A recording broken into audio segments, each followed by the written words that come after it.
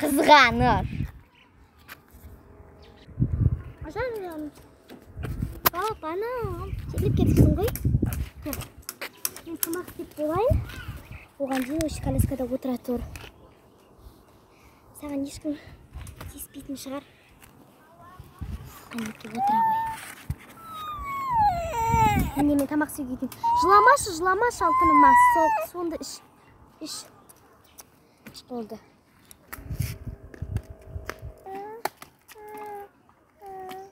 Кетті ма? Кетті ма? Соның ішінде жүріп алып қаласың.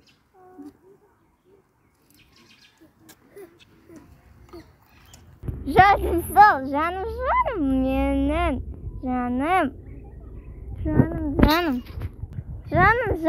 сол, жаным менің. Жаным.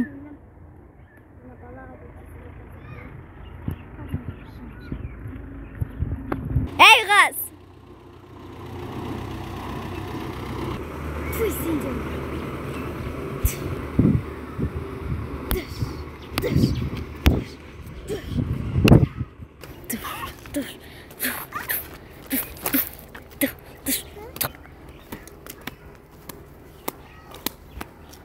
Кет! Ай! Бар тамақ істе. Құра.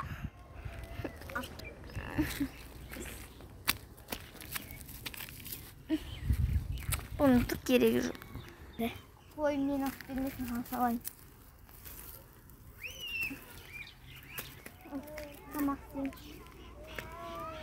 Қандай тамақ істе? Тамақ істеуді проблема. Ей қыз. Не? Кешкі асқа макарон істе. Жақсы. Осы балаға жолаушы болма. Түсіндің ба?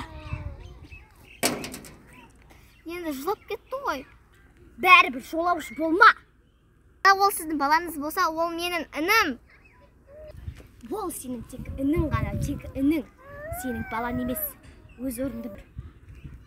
Мен сіздің туған сіңіріңізбін ғой, мені неғып олай қинайсыз. Еген айтайын ба? Себебі сенің болғанда мен қатты екенмін.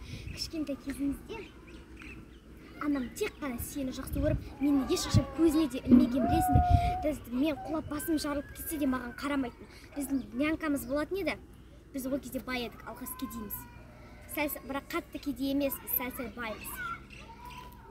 Орташамыз. Сол кезде менің басым жарылып келгенде анамыз емес, маған біздің күтушіміз, нянкамыз қарайтын еді.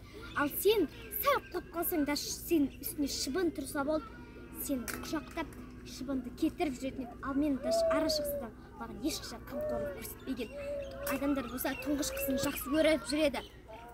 Ал біздің анамыз өте ақымақ. Ол мені ешқашан жақсы көрмеді.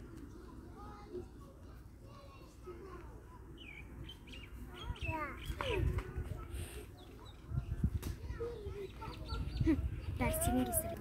Анамызды жынды демеңіз, мені жыныма тимеңіз. Анамыз білесіз бе, сізді 9 ай, 9 күн ішінде көтерді.